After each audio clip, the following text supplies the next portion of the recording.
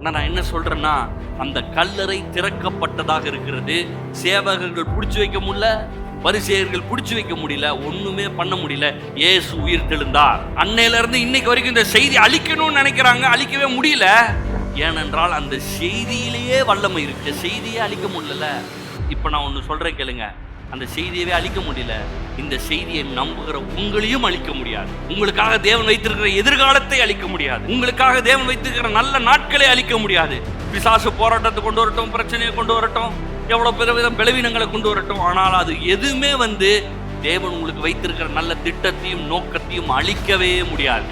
1 கொரிந்தியர் 15 1 கொரிந்தியர் 15:12 நான் வாசிக்கிறேன். கிறிஸ்து மரித்தோரிலிருந்து எழுந்தார் என்று பிரசங்கிக்கப்பட்டிருக்க, மரித்தோரின் உயிர்த்தெழுதல் இல்லை என்று உங்களில் சிலர் எப்படி சொல்லலாம்?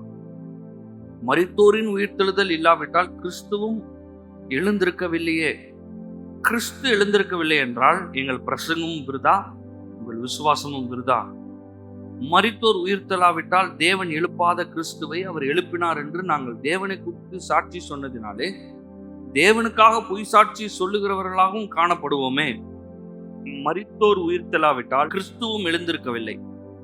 கிறிஸ்து எழுந்திராவிட்டால் உங்கள் விசுவாசம் வீணாயிருக்கும், நீங்கள் இன்னும் உங்கள் பாவங்களிலே இருப்பீர்கள்.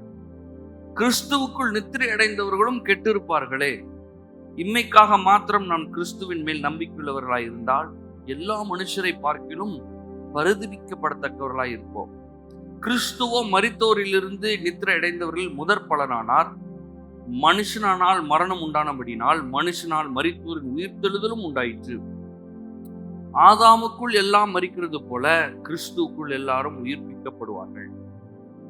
இந்த இயேசு உயிரோட எழுந்த இந்த கொண்டாட்டம் நமக்கு எந்த ஃபெஸ்டிவலும் இல்லை. இது ஒரு ஃபெஸ்டிவல்ன்றது மட்டும் கிடையாது. கொண்டாடலாம், எல்லா நாளும் கொண்டாடலாம்.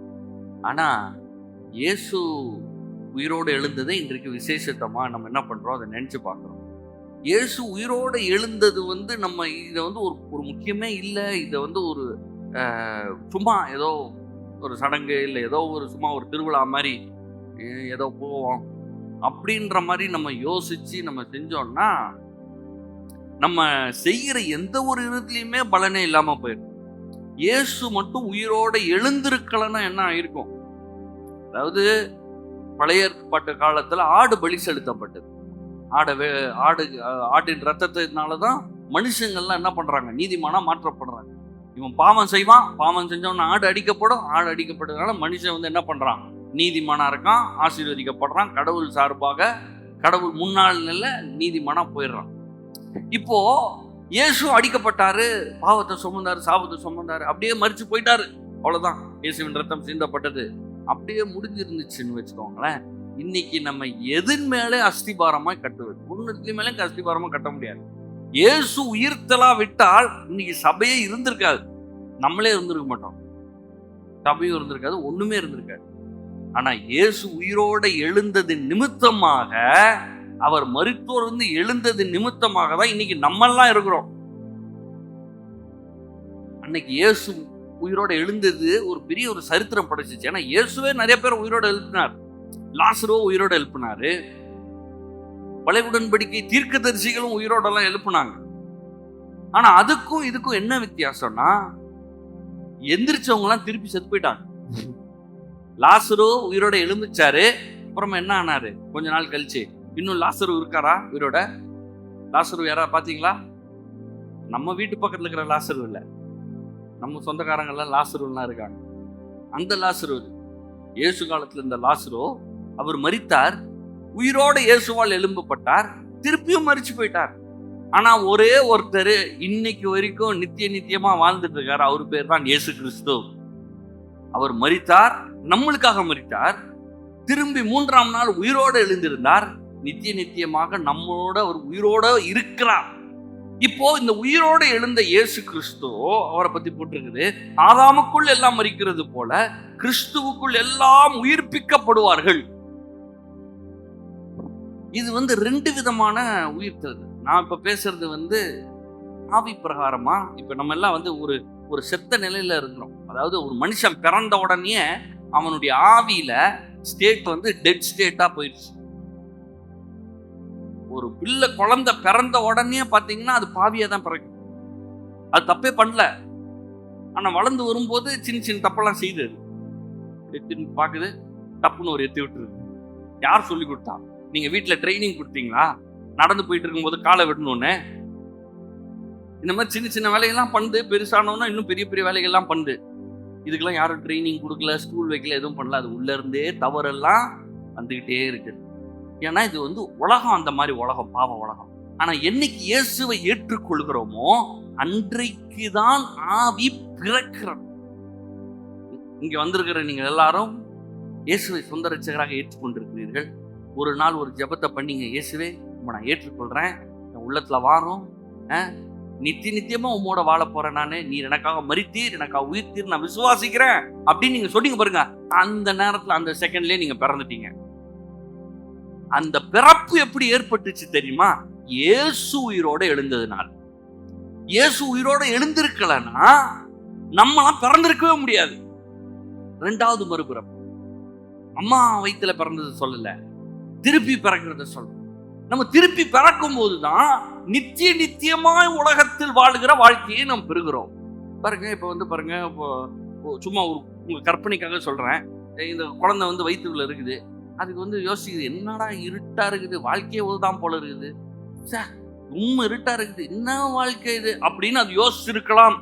யோசிச்சிருந்தா டக்குன்னு வெளியே வந்தோம்னா அப்படியே பாக்குது, என்னடா அது இவ்வளவு நாள் இருட்டா இருந்துச்சு, எல்லாம் பிரைட்டா இருக்குது, எல்லாம் நம்மளை சுத்தி சுத்தி பாக்குறாங்க. ஏன்னா பயங்கர அட்ராக்ஷன் ஆயிரும். பார்த்தீங்களா, குழந்தை பிறந்துருச்சுன்னா எல்லா அட்ராக்ஷன் எங்க போயிடும்? வீட்டில் இருக்கிற எல்லாரும் தான் பார்ப்பாங்க. கை ஆட்டுது, கால் ஆட்டுதுன்னு வாங்க. நம்ம கை கால்லாம் அத்தனை வருஷம் ஆட்டுதான் இருக்கிறோம். ஆனா அது கண்ணை திறந்துருச்சு, அழுதுருச்சு, சிரிச்சிருச்சு, அப்படியே பயங்கர இது பண்ணிட்டு இருக்காங்க. எல்லா அட்ராக்ஷனும் இந்த குழந்தை மேல போகுது. அதுக்கு ரொம்ப ஜாலியா இருக்குது, எல்லாரும் ரெண்டதான் பாக்குறாங்க, அப்படியே ரொம்ப இதா இருக்குது. அது அப்படியே வளர்ந்து வரும்போது அதுக்கு செழிப்பா இருக்கு. என்னடா இதுதான் வாழ்க்கையா? வீடு வாங்கி பாக்குது, வீடு வாங்கியாச்சு, இதுக்கப்புறம் அடுத்த என்ன ஒரு கார் வாங்க, அப்புறம் எல்லாம் வாங்கியாச்சு, இதுக்கப்புறம் என்னது அவதான் முடிஞ்சு போயிடுச்சு அப்படின்னு யோசிச்சுட்டு இருந்தா வயிற்றுல இருக்கிறப்ப யோசிச்ச மாதிரி ஆகி போயிடும். இதுக்கப்புறமும் ஒரு வாழ்க்கை இருக்குது, நித்திய நித்தியமான வாழ்க்கை, இயேசுவோட வாழ்கிற வாழ்க்கை. அந்த வாழ்க்கைக்கு இப்ப நான் எடுக்கிற தீர்மானம் தான் அவசியம். தொப்புள் குடியெல்லாம் சும்மா டிஸ்டர்பன்ஸ் இருக்குதுன்னு பூச்சி அறுத்து போட்டுருந்துச்சுன்னா என்ன ஆகிட்டு இருக்கும்? அந்த மாதிரிலாம் பண்றது கிடையாது. ஆனா பண்ணியிருந்தா உள்ள சாப்பாடும் போயிருக்காது, உயிரும் போயிருக்காது, ஒண்ணுமே இருந்திருக்காது. அதே மாதிரிதான் இந்த வாழ்க்கையிலையும் இயேசுவை நீங்கள் ஏற்றுக்கொள்ளாவிட்டால் நித்திய நித்தமாய் வாழவே முடியாத ஒரு நிலைமைக்கு நம்ம தள்ளிவிடுவோம். ஆனா நீங்க எல்லாம் இயேசுவை ஏற்றுக்கொண்டிருக்கிற ரொம்ப சிம்பிள் தான். இயேசுவே உள்ளத்துல வாரும், நீர் என் பாவத்தை மன்னிச்சிருக்கிறீர், கல்வாரிசில எனக்காக மரித்தீர், உயிர்த்தீர், இதை நான் விசுவாசிக்கிறேன். அவ்வளவுதான். அந்த நிமிஷத்திலேயே நீங்க என்ன பண்றீங்க? மறுபிறப்படைகிறீர்கள். இதுக்கு ஏற்படுத்தி இவ்வளவு எளிதாக்குனதே என்னது தெரியுமா? இயேசு கல்வாரி சிலுவையில சிந்தின அந்த ரத்தம், அவருடைய உயிர்த்தெழுதல். இயேசு உயிரோட எழுந்திருக்கலன்னா இன்னைக்கு நம்ம பண்றது எல்லாமே வேஸ்ட் ஆயிட்டு இருக்கும். அப்ப வர்றது, பைபிளை படிக்கிறது, இதெல்லாம் சும்மா எல்லாமே வேஸ்டா போயிடும். ஆனா இன்னைக்கு நம்ம பண்றது எல்லா பிரயாசங்கள்லயும், நீங்க இன்னைக்கு ஆலயத்துக்கு வந்திருக்கீங்க, எல்லாரும் வந்திருக்கிறீங்க, லாபம் இல்லாம இல்ல, உங்களுக்கு பெருமையான பெருத்த ஆசீர்வாதங்கள் உண்டாகும், நன்மைகள் உண்டாகும். ஆண்டவருடைய ஆசீர்வாதங்கள், ஆண்டவருடைய நன்மைகள், ஆண்டவர் நம்மளுடைய பாதுகாப்பு, ரத்தத்தினால கொடுக்கிற அந்த பாதுகாப்பு, ரத்தத்தினால் வருகிற அந்த மீட்பு, நித்தியமான வாழ்க்கை, இது எல்லாமே நம்மளுக்கு சொந்தமாகிறது. எப்படின்னா இயேசு உயிரோட எழுந்ததுனால. எபிரேய புஸ்தகம் வந்து அந்த எபிரேயர்களுக்கு எழுதப்பட்ட புஸ்தகம். இந்த எபிரேயர்கள் ரொம்ப கஷ்டத்தை சகிச்சாங்க. ஏன்னா இந்த யூதர்கள், அந்த யூதர்கள்ல இருந்து ரட்சிக்கப்பட்ட கிறிஸ்தவர்கள் இயேசுவை ஏற்றுக்கொண்டவர்களுக்கு ரொம்ப பெரிய பாடா போச்சு. ஒரு பாடு யூதர்கள் நிமித்தமாவே, இன்னொன்னு ரோமர்கள் நிமித்தமா. என்னன்னா, என்ன நீங்க எவ்வளோ பெரிய ஆபிரகாம், ஈசாக்கு, யாக்கோபு, நம்ம இஸ்ரவேல் தேசம், எவ்வளவு தீர்க்கதரிசிகள்லாம் இருக்கிறாங்க, நம்மளுக்கு எவ்வளவு பெரிய ஆலயம் இருக்கிறது, பிரகாரம், பரிசுத்த ஸ்தலம், மகா பரிசுத்த ஸ்தலம், பிரதான ஆசாரியார் இருக்குது, நம்மளுக்கு எவ்வளவு ஃபெஸ்டிவல்ஸ் இருக்குது, எவ்வளவு கொண்டாட்டங்கள் இருக்குது, இவ்வளவு பிரம்மாண்டமான இந்த யூத குலத்தையும் மார்க்கத்தையும் விட்டு போயிட்டு எவனோ ஒருத்தன் வந்தானா, அவன் பேர் இயேசுவான், 3 வருஷம் ஊழியம் பண்ணானா, அப்புறம் சிலுவையில அடிச்சாங்களாமா, அவன் செத்து போயிட்டானாமா, திருப்பி எந்திரிச்சிட்டானாமா, இத போய் நம்பிட்டு இருக்கிய நீ அப்படின்னு கேவலப்படுத்தினாங்க. யாரோ ஒரு யூதன் இயேசுவை போய் ஏற்றுக்கொண்டு அவன் குடும்பத்தில் அவன் அவமானப்படுத்தினாங்க, நிந்தைக்குள்ள ஆக்குனாங்க, அவனை ஒதுக்கி வச்சுட்டாங்க. யூதத்திலே யூத மார்க்கத்துக்குள்ளே அதை ஒரு பண்ணாங்க. இதுல இன்னும் ரொம்ப கொடுமை பண்ணது ரோமர்கள். ஏகப்பட்ட பேரு கட்டி வச்சு சிங்கத்தை கட்டி விட்டுருவானுங்களாம். கோல்ல கட்டி விட்டு பசி உள்ள சிங்கத்தை கட்டி விட்டுருவானுங்க, சிங்க குகையில தூக்கி போட்டுருவானுங்க, குச்சை கட்டி வச்சு எரிக்கி விட்டுருவானுங்க, நரகமாக்கி விட்டுருவாங்க. ஒன்று இங்கேயே அவ்வளோ பாடுபடுத்தி திருப்பி நிறைய பேர் மறுதளிச்சுட்டு திருப்பி யூத குலத்துக்கே போயிருக்காங்க. அந்த அளவுக்கு அவங்க கொடுமைப்படுத்திருக்காங்க. அவமானம் போறதுல நிந்த, என்னடா இதை போய் ஃபாலோ பண்ணிட்டு இருக்கிற, யாரு அவர் எவரோ வந்தாரு தீர்க்கதரிசி மேசியான்னு சொல்ற, அவர் என்ன பண்ணாரு, சிலுவையில தொங்குனாரு, ரத்தம் சிந்தினாரு, அவரை போயா கேவலமா இல்ல, எவனோ ஒருத்தன் மறிச்சு போனா, அனாதையா தொங்குனா, அவனை பத்தி அவன் எல்லாம் தப்பா சொல்றாங்க, இதை போய் நீ ஃபாலோ பண்ற அப்படின்னு சொல்லி அவ்வளோ கேவலப்படுத்துறாங்க. ஃபாலோ பண்றவன் இயேசுவை ஏற்றுக்கொண்டவனை திருப்பி எப்படியாவது யூத மார்க்கத்துல கொண்டு வர்றதுக்கெல்லாம் வேலை செஞ்சாங்க. ஆரம்பிச்சப்போ இருந்தது இந்த 12 பேர் தான் இயேசுடைய சீஷர்கள். அதுல ஒருத்தர் போயிட்டாரு, அப்புறம் இன்னொரு சீஷர் வராரு, அப்புறம் சில 100 பேரை வச்சுதான் இந்த சுவிசேஷம் ஆரம்பிக்கப்பட்டது. ஆனா இன்னைக்கு உலகம் முழுக்க இந்த நற்செய்தி பரவி இருக்கிறது. இதுக்கு மட்டும் சக்தி இல்லைன்னா என்னைக்கோ அழிஞ்சு போயிருக்கும். ஆனா 2000 ஆண்டுகளாகியும் எத்தனை மனுஷன் வந்தும், எவ்வளோ பெரிய மார்க்கம் வந்தும், எவ்வளோ பெரிய பெரிய காரியங்கள் நடந்தும் இது இன்னும் அழிக்கப்பட முடியவில்லை. ஏன் தெரியுமா? உயிர்த்தெழுதலில் வல்லமை இருக்கிறது. இந்த உயிர்த்தெழுதலின் செய்தியில் வல்லமை இல்லைன்னா 2000 வருஷம் படத்தை ஓட்ட முடியுமா? தியேட்டர்ல எவ்வளவு நாள் படம் ஓடுது? 1 வருஷம் ஓடுதாமா சார், அதுவே பெரிய ஒரு அச்சீவ்மெண்ட். 1 வருஷம் ஓட்டு சார் அந்த படம். ஒரு மனுஷனை பத்தி எவ்வளவு நாள் பேசுவாங்க? ஒரு 50 வருஷம் பேசுவாங்க. அவன் செத்ததுக்கு அப்புறம் சரி ஒரு 200 வருஷம் பேசிட்டு போங்க, இல்ல ஒரு 300 வருஷம் பேசுவாங்க. அது கூட எப்பயாவது பேசுவாங்க, யாராவது பேசுவாங்க, எல்லாரும் எல்லாம் பேசிட்டு இருக்க மாட்டாங்க. 2000 ஆண்டுகளாகியும் இந்த படம் ஓடிக்கிட்டே இருக்குது. ஏன்னா இது வெறும் படம் கிடையாது, இது ஜீவனை தருகிறது, இது உயிர்த்தெழுந்த வல்லமையை தருகிறது, இதை நம்புகிற ஒவ்வொருவருக்கும் வல்லமையை கொடுக்கிறது. அவன் நிலைமை செத்து போயிருந்தா அவன் நிலைமை உயிரோடு எழுந்திருச்சு. ஒரு மனுஷன் வியாதியில் இருக்கும் போது அவனுக்கு ஜீவனையும் பலனையும் ஆரோக்கியத்தையும் தருகிறது. அவன் தரித்திரத்துல இருக்கிறான், சாபத்துல இருக்கிறான், மன கஷ்டத்துல இருக்கிறான். வெளியில இருக்கிறதுக்கு கூட ஏதாவது மாத்திரை கீத்திர போட்டு, ஆயின்மெண்ட் போட்டு, ஏதாவது ஆபரேஷன்லாம் பண்ணி எல்லாம் சரி பண்ணிடலாம், மேக்கப்லாம் போட்டு அப்படியே கொஞ்சம் சிரிச்சு அழகு பண்ணிக்கலாம். மனசுல இருக்கிற பாரத்தை யாரால் தூக்க முடியும், நீக்க முடியும்? மனசுல இருக்கிற வேதனை, அதுல இருக்கிற கண்ணீர், காயங்கள், கவலைகள், பாரங்கள், இதெல்லாம் யாரால நீக்க முடியும்? யாராலையும் நீக்க முடியாது. அது இருக்குதுன்னு கூட தெரியாது, அது புரியவும் செய்யாது. ஒருத்தர் படுற கஷ்டம் இன்னொருத்தருக்கு புரியவே செய்யாது. நீங்க போய் எக்ஸ்பிளைன் பண்ணுங்க, அதாவது எனக்கு எப்படி இருக்குன்னா புரியவே செய்யாது, புரியவே புரியாது, யாருக்கும் புரியாது. உங்க அப்பா அம்மாவுக்கு புரியாது, கணவனுக்கு புரியாது, மனைவி புரியாது, பிள்ளைகள் ஒருத்தருக்குமே புரியாது. ரோம அரசகிட்ட போயிட்டு கல்றை எல்லாம் சீல் பண்ணி சேவர்கள் காத்து கொண்டிருக்கிறாங்க இப்போ. ஆனா 3ஆம் நாள் காலையில, அந்த ஞாயிற்றுக்கிழமையில, இந்த மாதிரி ஒரு நாள்ல இயேசு உயிரோடு எழுந்திருந்தார். சேவர்லாம் பறந்துருச்சு, ஓட்டான், கல்லெல்லாம் புரண்டு ஓடிருச்சு. கல் எதுக்கு புரண்டு ஓடிச்சு தெரியுமா? நம்மளுக்காக தான், நம்ம பார்க்கறதுக்கு காலியா இருக்குன்றதுக்காக. அவர் வெளியே வர்றதுக்கு இல்ல, அவர்லாம் வெளியே வந்துடுவாரு. நம்ம பார்க்கறதற்காக அந்த கல்லறை திறக்கப்பட்டதாக இன்று வரைக்கும் இருக்கிறது.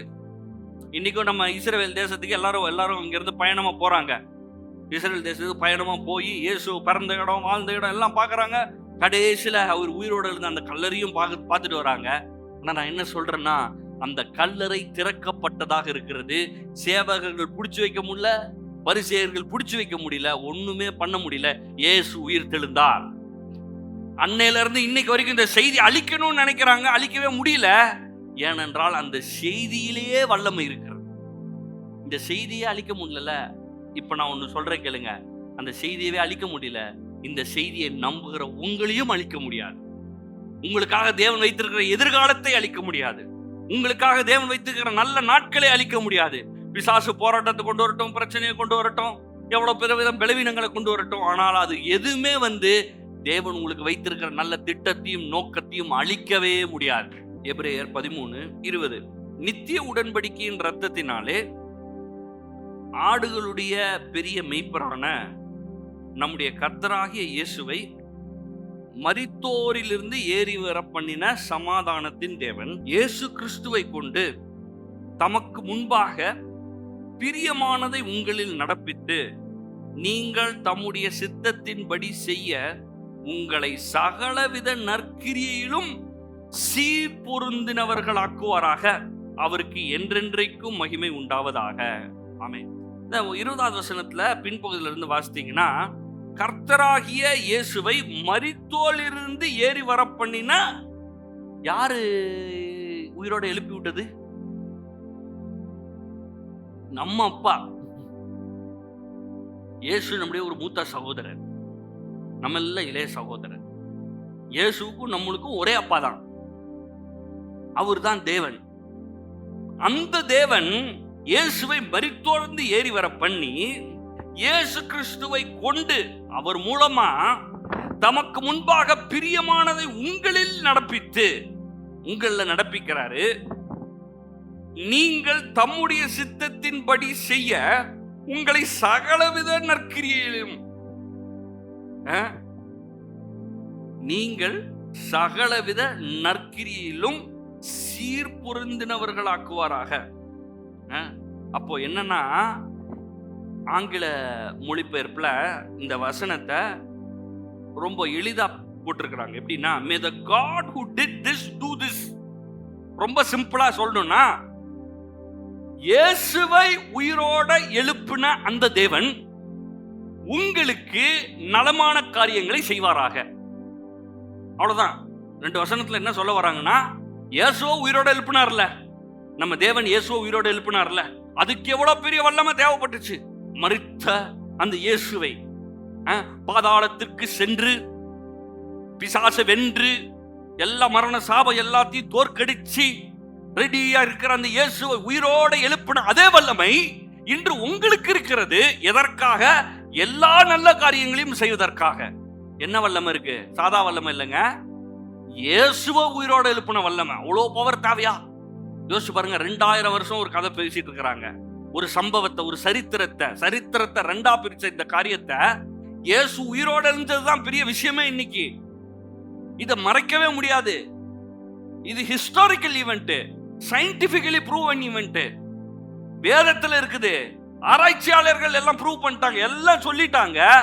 இவ்வளோ பயங்கரமான வல்லமையினால உயிரோட எழுந்திருக்கிற இந்த காரியம், இதே வல்லமை இன்னைக்கு உங்களுக்கு இருக்குது. எதற்காக? உங்கள் சூழ்நிலைகள் எல்லாவற்றிலும் நீங்கள் ஜெயம் எடுக்க, வியாதியிலிருந்து சுகமா இருக்க, பலவீனத்திலே பலனா இருக்க, அந்த தரித்திரத்திலே செழிப்படைய, அந்த கடன்ல இருந்து வெளியே வர, இந்த குடும்ப வாழ்க்கையில சந்தோஷம் சமாதானமா இருக்க, மனசுல நிம்மதியா இருக்க. இது எல்லாத்துக்கும் என்ன இருக்குது? உயிரோட எழுந்த அந்த இயேசுவின் வல்லமை. அதனாலதான் போட்டிருக்கு, தமக்கு முன்பாக பிரியமானதை உங்களில் நடப்பித்து தம்முடைய சித்தத்தின்படி உங்களை சகலவித நற்கிரியிலும் சீர்புரிந்தினவர்கள் ஆக்குவாராக. ஆமா, இன்னொரு மொழிபெயர்ப்புல போட்டிருக்காங்க, may you complete in every good work. நீ நல்ல காரியம்னு ஒண்ணு நினைக்கிறது, அது எல்லாத்தையும் செய்து முடிக்கிறது. வீடு கட்டுறது நல்ல காரியம் இல்ல, நிலத்தை வாங்குறது நல்ல காரியம், பிள்ளைக்கு ஃபீஸ் கட்டுறது நல்ல காரியம், மற்றவங்களுக்கு உதவி செய்யறது நல்ல காரியம், நீங்க சுகமா இருக்கிறது அதுவும் நல்ல காரியம். அதையெல்லாம் கம்ப்ளீட் பண்றதுக்கு, அந்த காரியங்கள் எல்லாவற்றையும் செய்து முடிக்கிறதுக்கு இன்றைக்கு இந்த காலை வேளையில உயிர்த்தெழுந்த இயேசுவின் வல்லமை இருக்கிறது. அந்த உயிர்த்தெழுந்த இயேசுவின் வல்லமை தான் என்ன பண்ணுது? உங்களுக்கு இது எல்லாவற்றையும் செய்கிறது. அப்போ இதை சொல்ல வேண்டும். பழைய ஏற்பாட்டு காலத்துல கூட பாருங்க, ஒருவர் இந்த ஆசாரியன் கையை தூக்கி அந்த மக்களை ஆசீர்வதிக்குன்றது ஒரு பெரிய ஒரு முறையாக இருந்தது. ஆண்டவர் வந்து அதை நியமிச்சு வச்சிருந்தார். என்ன பண்ணா, ஆசாரியன் மக்களுக்கு முன்பாக நின்று மக்களை ஆசீர்வதிக்க வேண்டும். மோசே ஆசீர்வதிச்சார். ஒரு யுத்தத்துல மோசே கையை தூக்கி பிடிச்சிருக்கிறார். சும்மா கையை தூக்கி பிடிச்சிருக்கிறார். கை அப்படியே ரொம்ப நேரம் எவ்வளவு நேரம் பிடிச்சிட்டே இருக்க முடியாது. அப்படியே கை இறங்கின உடனே இப்படியே இறங்குது, அவன் எதிரி அடிக்க ஆரம்பிச்சிட்டான். என்னடா அது, கை பார்த்தா இறங்கிட்டே இருக்குது. ஒரு ஊர் ஆறவனும் வந்து ஒருத்தர் இந்த கையும் இன்னொருத்தர் இந்த கையும் பிடிச்சிக்கிட்டாங்க. பிடிச்ச உடனே என்ன ஆச்சு, இவர்கள் ஜெயம் எடுத்தார்கள். கையில என்னங்க இருக்கு? மோசே கையில என்ன இருக்கு? மோசே கையுக்கும் இவன் அடிக்கிறதுக்கும் என்ன சம்பந்தம் இருக்கு அப்படி நம்ம யோசிக்கிறோம். ஆனா ஆண்டவர் அப்படிதான் வச்சிருந்திருக்கிறார். அதனாலதான் என்ன பண்றாரு, ஆண்டவர் ஆசீர்வதிக்க சொல்றார். அதை நம்ம நம்புறோம். இந்த ஆலயத்துல, நம்ம ஆலயங்கள்ல கடைசியில பெனடிக்ஷன் சொல்றோம், ஆசீர்வாதத்தை சொல்றோம். அது வந்து ஏதோ பாரம்பரியமா ஏதோ சம்பிரதாயம் கிடையாது. அது வந்து நிஜம். அது உங்கள் வாழ்க்கையில் அப்படியே வந்து பலிக்கும். கர்த்தர் உங்களை ஆசீர்வதித்து உங்களை காக்க கடவர் அப்படின்னு சொன்னா என்ன அர்த்தம் தெரியுமா? அது நீங்க இங்க இருந்து போறீங்க பாருங்க, போய் அடுத்த முறை வர்ற வரைக்கும் நீங்கள் காக்கப்பட்டவர்களாக இருப்பீர்கள், ஆசீர்வதிக்கப்பட்டவர்களாக இருப்பீர்கள். ஆண்டவர் சொல்றாரு, என்னுடைய முகம் உங்கள் மேல் பிரகாசிக்கும், உங்கள் வீடுகளில் சமாதானம் இருக்கும், சந்தோஷம் இருக்கும் இப்படின்னு சொல்லும் போது அது என்ன ஆகுது, அது அப்படியே ஆகும். அது அப்படியே ஆகாம இருக்கிறதுக்கு ஒன்னே ஒண்ணு, அதுக்கு என்னன்னா, அதை நான் நம்பாம இருக்கணும். நான் நம்பலன்னா அது வராது. அது சும்மா சொல்றாங்க, சீக்கிரம் சொல்லுங்க சார், டைம் ஆகுது, சீக்கிரம் போடுங்க ஆசீர்வாதத்தை. அதாவது இதை நான் விசுவாசிக்காம போயிட்டாதான். ஆனா நான் மட்டும் இங்க கூறப்படுகிற வார்த்தை அது தேவ வார்த்தை, தேவனிடத்திலிருந்து வருகிற இந்த ஆசீர்வாதம் நான் நம்பிட்டேன். இங்க கூறப்பட்டது அப்படியே நடக்கும். எத்தனை பேர் சொல்றீங்க அப்படியே நடக்கும்னு? அப்படியே நடக்கும்.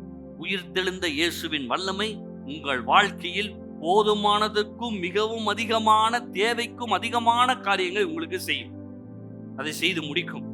அப்போ இதுல இந்த ஆசீர்வாதத்தை அன்னைக்கு பழைய ஏற்பாட்டு காலத்துல தீர்க்கதரிசிகளும் ஆசாரியனும் கூறினா அது ஆசீர்வதிக்கப்பட்டதா இருந்துச்சு. இன்னைக்கு எது மேல இந்த ஆசீர்வாதம் இருக்குன்னா, இங்க ஊழியக்காரங்க நின்னு சொல்றாங்க, ஆனா இத பேக்கப் பண்றது யாரு? உயிர்த்தெழுந்த இயேசுவின் அந்த செய்தி, உயிர்த்தெழுந்த இயேசுவின் வல்லமை. அதுதான் நம்முடைய வேதத்தில் இருக்கிற ஆசீர்வாதங்கள் எல்லாவற்றையும் பேக்கப் பண்ணுது. இப்போ யாரோ ஒருத்தவங்க சொல்றாங்கன்னா அதுக்கு ஒரு பேக்கப் வேணும் இல்லைங்க.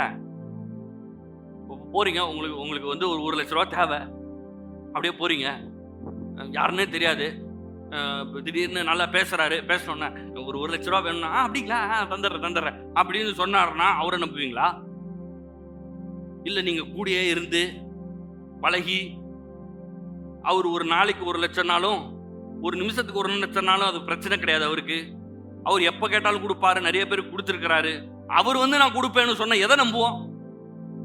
நம்ம பார்த்துருக்கோம், கண்ணார இவர் நிறைய பேருக்கு உதவி செஞ்சிருக்கிறாரு, கேட்கறவங்களுக்கு கொடுத்துருக்காரு, நம்மளுக்கும் கொடுத்துருக்காரு அப்படின்னா ரொம்ப எளிதா நம்புவோம். ஏன்னா பேக்கப் பண்றதுக்கு ஏதோ ஒன்று எவிடன்ஸ் ஒன்று இருக்கு, அவர்கிட்டயும் காசு இருக்கு, அவரும் கொடுக்கிற ஒரு ஆளு, அதனால கண்டிப்பா என்ன பண்ணுவார் சொன்னா கொடுப்பாருன்னு நம்புறோம். ஏதோ ஒரு பேக்கப் பண்றதுக்கு ஒன்று இருக்கு. நிறைய நேரத்தில் நம்மளுக்கு ஆண்டவர் நம்மளை ஆசீர்வதிப்பேன், நான் உன்னை உயர்த்துவேன், உன் தேவைகளை சந்திப்பேன், உனக்கு நல்லது செய்வேன்னு சொன்னா ஆமா சொல்றாரு தான், ஆமா சொல்றாரு, என்ன எதை பேக்கப் பண்றதுனே தெரியல. ஆனா இன்னைக்கு நான் சொல்றேன், பேக்கப் பண்றது எது தெரியுமா? இயேசு உயிரோடு எழுந்திருக்கிறார். இயேசு உயிரோடு எழுந்திருக்கிற அந்த நற்செய்தி, இயேசு உயிரோடு எழுந்திருக்கிறார் அந்த வல்லமை, இயேசுவே உயிரோடு எழுந்திருச்சுல ஒரு வல்லமை, அந்த வல்லமை தான் உங்களுக்கு சுகத்தை தரப்போகுது. இப்போ விசுவாசிக்கிறதுக்கே ஈஸி பாருங்க. அதனாலதான் போட்டிருக்கு, இயேசு உயிரோட எழுந்துச்சுல, அதுதான் உங்களை எல்லா விதமான நற்கிரியைகளையும் செய்ய வைக்கும். என்ன நற்கிரியை? இன்னைக்கு உங்களுக்கு என்ன நற்கிரியை வேணும்? என்ன நல்லது நடக்கணும்? என் பிள்ளை நல்லா இருக்கணுங்க, நான் சந்தோஷமா இருக்கணுங்க, வேற எதுவும் இல்லை, எனக்கு நிம்மதி வேணும். நற்கிரியா? ஆமா அது நற்கிரியை. நான் சொல்றேன், ஆண்டவர் அதை நிறைவேற்றுவார். ஏன் நிறைவேற்றுவார் தெரியுமா?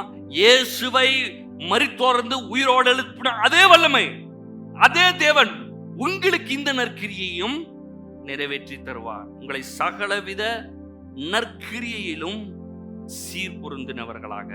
இதை வந்து எபிரேய ஆசிரியர் பவுலா தான் இருக்கணும். ஆனா இந்த எபிரேயர், இந்த ஆசிரியர், இதை எழுதுறவர் ஒரு ஜெபமாக இதை வந்து பண்றார். அந்த மக்களுக்கு எபிரேய மக்களுக்கு பேக்ரவுண்ட் என்ன? குறையில இருக்கான், குடும்பப்படுத்துறாங்க, சொந்த குடும்பம், சொந்த மாமன், சொந்த மச்சான், சித்தப்பான்றான். ஆனா இயேசுவை நம்பினதுனால சொத்துல பங்கு தர மாட்டான், காசு கொடுக்க மாட்டான், துரத்தி விட்டுட்டான் வீட்டை விட்டு. நீ உனக்கு எனக்கு சம்மந்தமே இல்லைன்ட்டான். யூத குலத்தை வச்சு ஓரமா ஒதுக்கி வச்சுட்டான், நிந்தைக்குள்ளாகிட்டான். சில நேரங்கள்ல கொண்டு கூட போட்டுருவானுங்க. இவ்வளவு பாடை அனுபவிக்கிற மக்களுக்கு எழுதுகிற இந்த பகுதி, குறையில இருக்காங்க, சாப்பாடு இல்லாம இருக்காங்க. அந்த நேரத்துல தான் எபிரேய ஆசிரியர் எழுதாரு, இந்த இயேசு உயிரோடு எழுந்தார்ல, அவரை உயிரோடு எழுப்புச்சுல ஒரு வல்லமை, அந்த வல்லமை தான் உனக்கு சூறை போடும், உன்னை பாதுகாக்கும், உன்னை பலப்படுத்தும், உன்னை பூரணமாக்கும். புரியுதுங்களா? இன்னைக்கு நீங்க அதை ரிலேட் பண்ணும். எவ்வளவு வல்லமையுள்ள வார்த்தை தெரியுமா அது? ஏன்னா அவன் நாளைக்கு நிறைய நேரத்துல செத்துருவான். ஒரு முறை ஒரு ரொம்ப கஷ்டமான ஒரு பட்டணம், அந்த பட்டணத்துல இந்த சுவிசேஷத்தை பிரசங்கிக்கவும் முடியாது, இந்த சுவிசேஷத்தை எடுத்துக்கொள்ளவும் முடியாது. ஒருவேளை இந்த சுவிசேஷத்தை ஏற்றுக்கொண்டால், இயேசுவை ஏற்றுக்கொண்டால் கொன்னே போடுவானுங்க. சீக்கிரட்டா தான் ஏதோ அண்டர் கிரவுண்ட்ல அந்த மாதிரி இடத்துல தான் ஆராதிக்கணும்.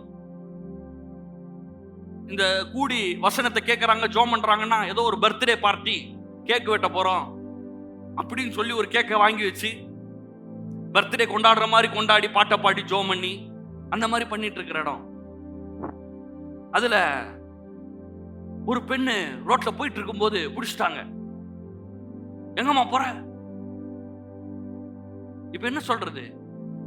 நான் கூட்டத்துக்கு தான் போறேன் அப்படின்னு சொன்னா தூக்கி உள்ள வச்சிருவாங்க, கொன்றுவாங்க. அந்த பொண்ணு சொல்லிச்சான்,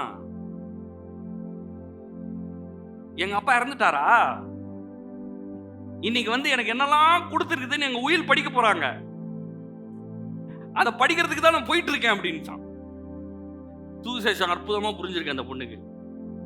இயேசு கல்வாரி சிலுவை எல்லாத்தையும் செஞ்சிட்டாரு, எல்லாத்தையும் செஞ்சு முடிச்சத இந்த வேதத்துல நம்மளுக்கு உயிலாக எழுதி வைத்திருக்கிறார். ஒவ்வொரு வாரமும் இதை எடுத்து வாசித்துட்டு இருக்கிறோம். இங்க நித்தியமா வாசிச்சாலும் அது முடியாது. நம்மளுக்கு லாபகரமான காரியங்கள், நம்மளுக்காக தேவன் வைத்திருக்கிற அற்புதமான காரியங்கள், நன்மைகள், உயர்வுகள், இது எல்லாம் இந்த வேதத்துல எழுதப்பட்டிருக்கு. அதெல்லாம் கேட்கறதுக்கு தான் நீங்க வந்திருக்கீங்க. அந்த ஆள் விட்டுட்டு இருக்கிறான், போமா நல்லா படிமா, நல்லா பிடிச்சி நல்லா இரு, வாழ்ந்துரு அப்படின்னு. இப்போ நான் சொல்றேன், இப்படிப்பட்ட மோசமான வாழ்க்கையின் வழியாக தான் நிறைய பேர் கடந்து வந்திருக்காங்க இந்த சுவிசேஷத்தை ஏற்றுக்கொண்டது நிமித்தமா. ஆனா நிறைய நேரங்கள்ல அந்த மக்கள் எல்லாம் பாதுகாக்கப்பட்டார்கள். அதுக்கு பாதுகாப்பா இருந்ததுக்கு ஒரு பலன், ஒரு தைரியம் அது கொடுத்தது என்ன தெரியுமா? உயிர் தெழுந்த இயேசுவின் செய்தி. அந்த உயிர் தெழுந்த இயேசுவின் செய்தி தான் அவங்களை என்ன பண்ணிருக்குது? உயிரோட நிக்க வச்சிருக்குது. அதை தைரியமா எடுத்துட்டு போய் இன்னும் பலருக்கு போய் சொல்ல வச்சிருக்குது. சொல்றதுக்கு ரொம்ப எளிதா இருக்கிற மாதிரி இருக்கலாம். இயேசு உயிரோட எழுந்திரிச்சிட்டாரு, உயிரோட எழுந்திரிச்சதுனால உங்களுக்கு எல்லாம் நடக்கும் அப்படின்னு. ஆனா இதுக்கு பின்னாடி என்ன நடந்திருக்குன்னு பாத்தீங்கன்னா, ஆதியில மனுஷன் அவன் பாவத்து நிமித்தமா எல்லாத்தையும் இழந்துட்டான்.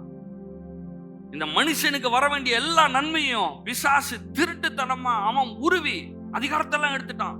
கல்வாரி சிலர் இயேசு மரிக்கிறாரு, மறிச்சு நரகத்துக்கு போய் அவனை வெளியரங்க கோலமாக்கி அதிகாரத்தை எல்லாம் பிடுங்கி திருப்பி அந்த அதிகாரத்தை எடுத்து மனிதனுக்காக, நம்ம சண்டையை போடல, மனிதனுக்காக அவர் மனிதனாக வந்து சண்டை போட்டு அதை எடுத்து, அந்த ஜெயத்தை எடுத்து திரும்பி நம்மளுடைய சார்பாக திருப்பி போய் அங்க வானத்துல சிங்காசனத்துல உட்கார்ந்து நம்மளையும் அவரோட கூட உட்கார வச்சிருக்கிறார். நீங்க வேதத்துல பாத்தீங்கன்னா யாரும் தேவனண்ட பக்கத்திலே வர முடியாது. ஆசாரியனும் கொஞ்சம் தூரத்துல தான் இருக்கணும், தீர்க்கதரிசியும் தூரமா இருக்கணும், இஸ்ரவேல் மக்களும் கொஞ்சம் தூரத்துல தான் இருக்கணும், பல அடிகள் தூரத்துல தான் நிக்கணும். ஆண்டவரோட நெருங்கிலாம் பண்ண முடியாது. ஆதாமை விட ஒரு சிறப்பான ஸ்தானத்துல நம்ம இருக்கோம். ஏன்னா ஆதாம் இனிமே தவறு பண்ணுவான், பண்றதுக்கு வாய்ப்பு இருக்கிற ஒரு நிலையில இருந்தான். ஆனா இன்னைக்கு இயேசு நம்ம எல்லாரையும் அவரோடைய வலது பார்சத்தில் ஒரே நிலையா உட்கார வச்சிருக்கிறாரு, ஒரே கிளாஸ். இந்த உலகத்துல பாருங்க, ஒவ்வொருத்தரும் கிளாஸ் பார்ப்பான். ஓரமா போய் உட்காருன்னுவான், தள்ளி போய் நில்லுன்னுவான், அப்படி போய் இப்படி போனுவான், அவன் என் கிளாஸ்க்கு இல்லைன்னு சொல்லுவான். ஆனா ஆண்டவர் என்ன பண்றாரு தெரியுமா? நீயும் நானும் ஒரே கிளாஸ், நம்ம எல்லாம் ஒன்றாக உட்காருவோம், அவரோடைய கூட உட்கார வச்சிருக்கிறாரு. கூட உட்கார வச்சு என்ன பண்ணிருக்கிறாரு? ஆளுகை செய்கிறவர்களாக வைத்திருக்கிறார். அதனாலதான் இன்னைக்கு நீங்க உங்க பிரச்சனைகளை பார்க்கும்போது, உங்கள் சூழ்நிலைகளை பார்க்கும்போது நீ என்ன பண்ணணும்? உயிர்த்தெழுந்த இயேசு, இந்த உயிர்த்தெழுந்த இயேசுவை நான் விசுவாசிக்கிறேன். இந்த உயிர்த்தெழுந்த இயேசு அவருடைய வல்லமை என் மேல் இருக்கிறது. ஆகையினால இந்த பூமியிலே ஃபுல்லா ஜெயமா தான் நான் இருப்பேன். தோல்வியான நிலையெல்லாம் மாறும் அப்படின்னு நீங்க என்ன பண்ணணும்? சொல்ல வேண்டும், விசுவாசிக்க வேண்டும். ரோமர் 8:11 அன்றியும் இயேசுவை மரித்தோரில் இருந்து எழுப்பினவருடைய ஆவி உங்களில் வாசமா இருந்தால், கிறிஸ்துவை மரித்தோரிலிருந்து எழுப்பினவர் உங்களில் வாசமா இருக்கிற தம்முடைய ஆவியினாலே சாவுக்கு ஏதுவான உங்கள் சரீரங்களையும் உயிர்ப்பிப்பார். இப்ப இந்த உயிரோடு இருக்கிற இயேசு உயிர்ந்துட்டாரு, ஜெயிச்சிட்டாரு, அவர் உங்களுக்காக எல்லாம் செஞ்சிட்டாரு, எல்லாம் சொல்லிட்டேன் நான். இப்போ போட்டிருக்க இந்த வசனத்துல இயேசுவை மரித்தோரிலிருந்து எழுப்பினவருடைய ஆவி உங்களுக்குள் வாசமா இருக்கிறது. எங்கேயோ இல்ல, எங்கேயோ டிஃபிகல்ட்டா இருக்கிற அந்த சிச்சுவேஷன்ல எங்கேயோ இல்ல, எங்க இருக்கிறாரு? உங்களுக்கு உள்ளே வாசம் செய்கிறார். ஆங்கிலத்துல ரொம்ப சூப்பரா போட்டிருக்குது பாருங்களேன். God raised Jesus to life and God's spirit of resurrection is living in you. The same spirit that breathes life into you. உங்களுக்குள்ளேயே இந்த சுவாசத்தை, அன்னைக்கு ஆதாமுடைய அந்த சுவாசத்தில் இயேசு அந்த தெய்வம் சுவாசத்தை ஊதினார் பாருங்க. அதை போலவே இன்றைக்கு பாவமா இருந்த இந்த மனுஷனுக்கு அவருடைய ஆவியவே உள்ள வச்சுட்டார். இதைதான் நாம் பெற்றிருக்கிறோம். இன்றைக்கோ ஒரு நாள் நம்ம ஏற்றுக்கொண்டோம் பாருங்க. ஆண்டவரை இயேசுவை சொந்த ரட்சகராக ஏற்றுக்கொண்டோம். ஆண்டவரே உள்ளத்துல வாரோம். உள்ள வந்த அந்த ஆவி என்ன ஆவி? இயேசுவை உயிரோட எழுப்புன அந்த வல்லமையுள்ள ஆவி உங்களுக்குள்ள இருக்கு. நீங்க யாருன்னு புரிஞ்சிருச்சுங்களா? ஐயோ எனக்கு அதெல்லாம் இல்லைங்க, ஒன்றும் இல்லைங்க, எனக்கு முடியாதுங்க, கஷ்டங்க, ரொம்ப தாழ்வா நம்மளை யோசிக்கவே கூடாது. அதாவது நம்ம அப்படியே ரொம்ப பெருமை பிடிச்சவங்களா இந்த ஊர்ல திரியணும்னு சொல்ல. நான் நம்ம தோல்வியை பார்த்து தோத்துட்டேன், இது முடியல, இது நடக்கலன்னு சொல்லி தோண்டு போயிடக்கூடாது. எனக்குள்ள இருக்கிறது இயேசுவை உயிரோட எழுப்பின வல்லமை. இயேசுவை ஏதாவது பிடிக்க வச்சு முடிஞ்சுச்சா? இயேசு மரித்தாரு, கல்ற பிடிச்சு வைக்க முடியல. அவன் ரோம அரசாங்கத்தின் சீல பிடிச்சு வைக்க முடியல, பரிசேயர்கள் பிடிச்சு வைக்க முடியல, ஆணி எதுவுமே பிடிச்சு வைக்க, மரணமே பிடிச்சு வைக்க முடியல. எல்லாரும் பயப்படுறது எதுக்கு?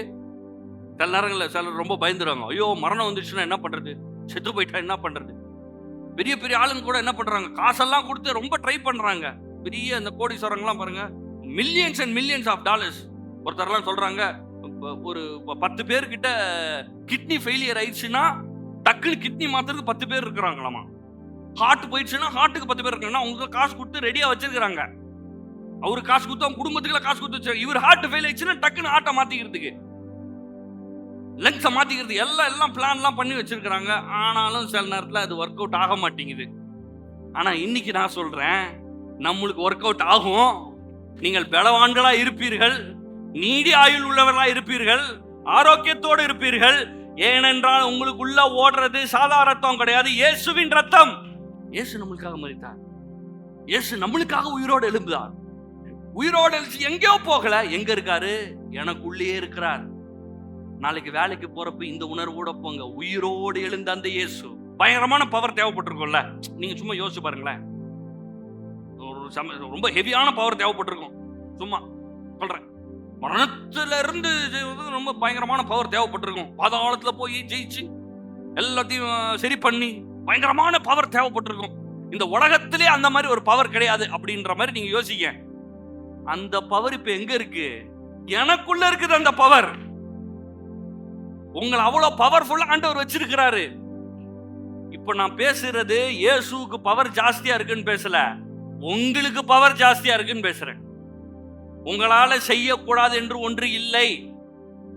நீங்கள் வியாதியஸ்தர் மேல் கைகளை வைப்பீர்கள், அவர்கள் சுஸ்தமாவார்கள். பிசாசுகளை நீங்கள் துரத்துவீர்கள். யாரு? எல்லாரும் சொல்லுங்க. நானே ஒரு அற்புதம். ஒருவேளை நம்ம இன்னைக்கு யோசிக்கலாம், நம்மளுக்கு ஒரு அற்புதம் நடந்தா நல்லா இருக்குமே, ஏதாவது ஒரு அதிசயம் நடந்தா நல்லா இருக்குமேன்னு. ஆண்டவர் சொல்றாரு, அற்புதமே நீதான், நீயே அற்புதம், நீயே அதிசயம். எப்படி இதெல்லாம் நடந்திருக்குது? 11 அதான் போட்டிருக்குது, மரித்தோர்ந்து எழுப்பினவருடைய ஆவி உங்களில் வாசமா இருந்தால் கிறிஸ்துவை மரித்தோரிருந்து எழுப்பினவர் உங்களில் வாசமாயிருக்கிற தம்முடைய ஆவியினாலே சாவுக்கு ஏதுவான உங்கள் சரீரங்களையும் உயிர்ப்பிப்பார். நான் சொல்றேன், உங்களை இதுவரைக்கும் வாட்டி வதச்சிட்டு இருந்த அந்த கஷ்டம், அந்த கண்ணீர், அந்த கவலை, அந்த போராட்டம், அதெல்லாம் முடிவுக்கு வருகிறது. சாவு மாதிரி செத்து போயிருக்கிற அந்த நிலைமையை தேவன் மாற்றுகிறார். இயேசு மாற்றுகிறார். எப்படி மாற்றுறாரு? உங்களுக்கு உள்ளே இருந்து வல்லமையாக மாற்றுகிறார். எத்தனை பேர் சொல்றீங்க ஆண்டவர் செய்வாருன்னு? உங்கள் வாழ்க்கையில ஆண்டவர் செய்வார். இந்த உயிர் தெழுந்த இந்த இயேசுவின் இந்த நற்செய்தியை ஏற்றுக்கொள்ளுங்கள். இந்த இயேசுவை உயிரோடு எழுப்பின அந்த வல்லமை என்னுடைய சூழ்நிலையை மாற்றும்னு சொல்லுங்க. இயேசு உயிரோடு எழுந்திருக்கிறது உண்மை என்றால் என் சூழ்நிலை மாறுவது உண்மை, என் வியாதி நீங்குவது உண்மை, என் பலவீனம் நீங்குவது உண்மை. எத்தனை வருஷம் வேணா பெரிய பிரச்சனையா இருக்கலாங்க. உங்க குடும்ப பிரச்சனையா இருக்கலாம், இல்ல வாழ்க்கை பிரச்சனையா இருக்கலாம், இல்ல வேலை பிரச்சனையா இருக்கலாம். எதுவுமே நடக்க மாட்டேங்குதுங்க, எல்லாம் செத்து போன மாதிரி இருக்குது, எல்லாம் நாடி போன மாதிரி இருக்குது அப்படின்னு நீங்க நினைச்சிட்டு இருக்கலாம். நான் இன்னைக்கு சொல்றேன், இயேசுவை உயிரோடு எழுப்பின அந்த வல்லமை உங்களுக்குள் வாசம் செய்கிறது. உங்களுக்குள்ள எதுக்கு வாங்க செய்யறது? நீங்க அற்புதம் செய்வதற்காக. உங்களால் அற்புதம் செய்ய முடியுமா? நிச்சயமா செய்ய முடியும். நான் சொல்றேன், நாளைக்கு வேலைக்கு போறப்போ, தொழிலுக்கு போறப்போ சொல்லுங்க, நானே ஒரு அற்புதம், நானே ஒரு அதிசயம், எனக்குள்ள இயேசுவின் ஆவி இருக்கிறது, எனக்குள்ள பரிசுத்த ஆவியானவர் இருக்கிறார், இயேசுவை உயிரோடு எழும்பிச்சுல ஒரு வல்லமை, அந்த வல்லமை உள்ள ஓடிட்டு இருக்கு. நான் போய் நின்னா தடையெல்லாம் நீங்கும். பேதுருலாம் பயந்து போயிருந்தவர், புரியுதுங்களா? சீசர்லாம் ஓடி போயிட்டாங்க, இயேசுவை பிடிக்கதான் வந்தாங்க. எப்பா நம்மளையும் தூக்கிட்டு போய் சில்ல அரைச்சிடணும் ஓடியே போயிட்டாங்க, யாருமே கிடையாது. இயேசு உயிரோட எழுந்ததுன்ற செய்தியை கேட்டதுக்கு அப்புறமா கூட ரூமை பூட்டிட்டு வீட்டுல உட்காந்து இருக்கிறான். எவன் வந்து நம்மளை தூக்குவாரானோ, என்ன பண்றது? அப்புறமா பேதுரு சொன்னாரு, ரொம்ப நேரமா ஒளிஞ்சிட்டு இருக்கோம், பசிக்குது, நம்ம என்ன பண்ணலாம், போய் மீன் பிடிப்போம். மீன் பிடிக்க போயிட்டாரு. இதுதான் சீசருடைய நிலை. ஆனா பரிசுத்த ஆவியானவர் வந்த போது, அவங்க யாருன்னு தெரிஞ்சப்போ, சிறைச்சாலையில தூங்கிட்டு இருக்கிறாரு, தட்டி எழுப்பி நடந்த உடனே கதவெல்லாம் திறக்குது. பேதுரு எந்திரிச்சு நடக்கிறாரு, கதவெல்லாம் தானா திறக்குது. அவர் நடந்து போறாரு, நிழல் பட்டு மக்கள் சுகமாகிறார்கள். இவ்வளவும் எப்படி நடந்துச்சு தெரியுமா? பரிசுத்த ஆவியானவர் என் மேல் இருக்கிறார், இயேசுவை உயிரோடு எழுப்பினவருடைய வல்லமை என் மேல் இருக்கிறதுன்னு அந்த அறிவு வந்துச்சு. இன்னைக்கு நான் சொல்றேன், இதை பெற்றுக்கொள்ளுங்க, வெளிப்பாடா பெற்றுக்கொள்ளுங்க. லைஃப்ல போய் சந்திங்க, எல்லாத்தையும், எல்லா சிச்சுவேஷனையும் சந்திங்க. உங்கள் பிரச்சனைகளை போய் ஃபேஸ் பண்ணுங்க, சூழ்நிலையில போய் நில்லுங்க, நின்னுட்டு சொல்லுங்க, இயேசுவை உயிரோட எழுப்புச்சுல அந்த வல்லமை எனக்கு இருக்குது, இப்ப இந்த பிரச்சனை நீங்க போகுது. அது நேத்து வரைக்கும் வேறங்க, இன்னைக்கு அது வேற. நேத்து வரைக்கும் அவன் சந்திச்சது வேற ஆள், இன்னைக்கு நான் வேற ஆள். ஏனென்றால் கிறிஸ்துவுக்குள் இருக்கிற நீங்கள் புது சிருஷ்டியா இருக்கிறீர்கள். பழையவைகள் எல்லாம் ஒளிஞ்சு போயிருச்சு, இன்னைக்கு நீங்க புது ஆள். இது அறியாத வரைக்கும் பழைய ஆளு, அறிஞ்சதுக்கு அப்புறம் நான் புதிய ஆள். எல்லாம் சொல்லுங்க, நான் ஆசீர்வதிக்கப்பட்டிருக்கிறேன். கிறிஸ்துவின் உயிர்த்தெழுந்த வல்லமை எனக்குள் இருக்கிறது. எல்லாம் சொல்லுங்க, கிறிஸ்துவின் உயிர்த்தெழுந்த வல்லமை எனக்குள் இருக்கிறது.